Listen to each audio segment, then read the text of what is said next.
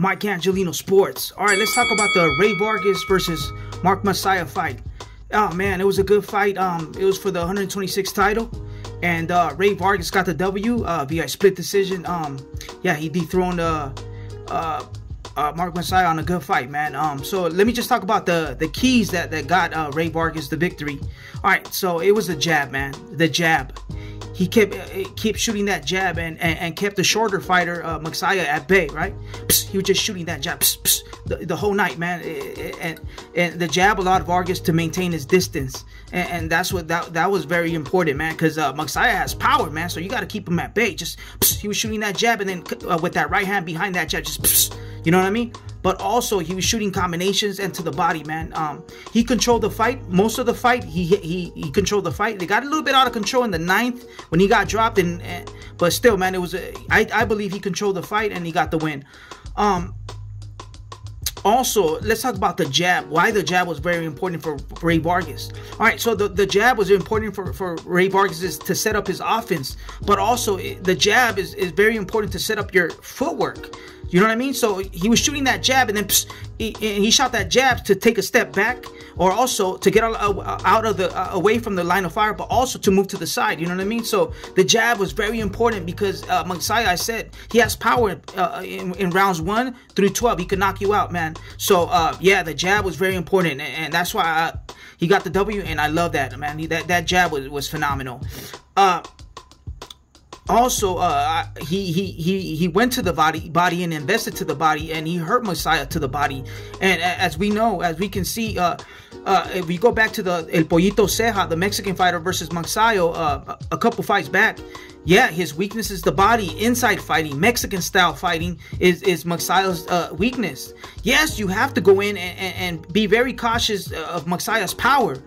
But man, he does not have inside game, and he relies on his power.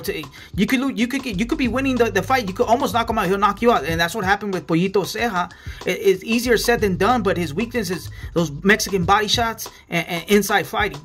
So and also let's talk about the mistakes I saw from Vargas. He continues to pull his chin back.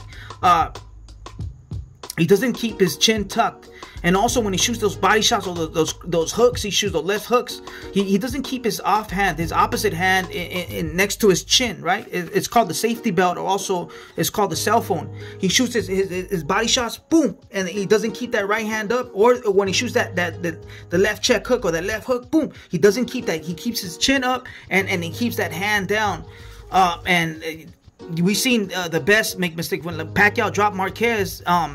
In fight number 4, Marquez kept his hand down. So everyone makes that mistake. Even the greats make the mistake, but that he continues to make that mistake. He gets dropped, but he gets back up. So, but still, man, you don't want to test people's power. So yeah, so that's one thing he needs to go back and work on. Go back to the lab, go back to the gym and work on. All right, so let's talk about power versus effective power. Power is what Magsayo has. He's a boxer with power, but the whole night he was just going, every shot was a power shot. He was going for the home run. He didn't have a game plan. You know what I mean? He didn't adjust his offense. He just has power. You need to have IQ to have effective power. It's power versus effective power. Effective power is a fighter that has effective power, meaning IQ to set up a knockout. You know what I mean? You can't just go every shot is a power shot or every shot is a knockout shot. You know what I mean? For example, Marquez, right? Marquez versus Pacquiao, fight number 4.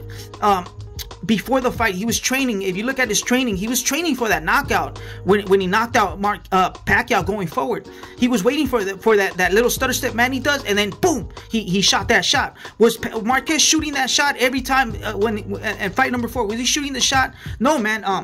In order to have effective power, you have to set it up. Sometimes you don't even throw that shot. You're setting up that shot for a round or 2 rounds, 6 rounds. You're setting up that shot, and you don't expose that shot, and then as soon as you know it, boom, you pull it and you knock that guy out. It takes skill, it takes IQ, and that's what you call effective power. Just like Canelo when he knocked out CAAAN, right? Canelo was investing to the body, changing levels, hitting that jab, working the body, and you seen Amir Khan's body was all was red, right? And then Canelo was hitting the body, going down, then going up, then he faked down. And then he went up, boom, and he knocked him out. And we know the knockout was coming just when the knockout was going to come. And that's an example of effective power versus power. What Magsayo has is just power. Every shot was a power shot. He didn't adjust his offense. He was a one-trick pony. And he needs to go back to the drawing board with Freddie Roach, and we'll see what happens. He's a good fighter, man. But he's no Manny Pacquiao. I'm sorry, my Filipino fans, Filipino fanatics. I'm sorry, man. He's not the next Manny Pacquiao. Manny Pacquiao is once, I don't know, every 100 years. So, yeah, man.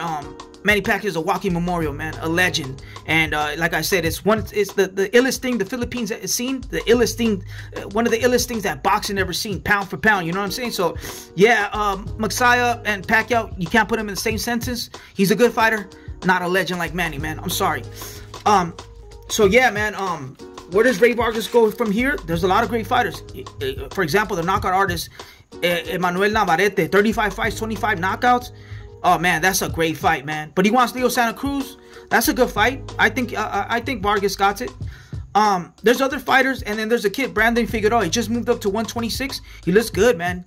He throws a lot of shots, inside fighter, and he just works and works. He's a banger. So he's a good fighter, man. And the 126 looks good. That's a good division. Magsayo, where does he go from here? Hey, he's still good, man. He just, like I said, he took a L. He took a beating, got outpointed, and he needs to go back to the drawing board, and he'll be back. You can mix him up with these fighters at 126. He'll give you a good fight. So yeah, man. Shout out to Ray Vargas. He moved up. His second fight, got the title. He's a new champion. Faced adversity, got knocked down, got back up, and he won the fight. I love that about fighters. When they get dropped and they get back up and win the fight. And he did that, so much respect to Vargas. But that's all I got.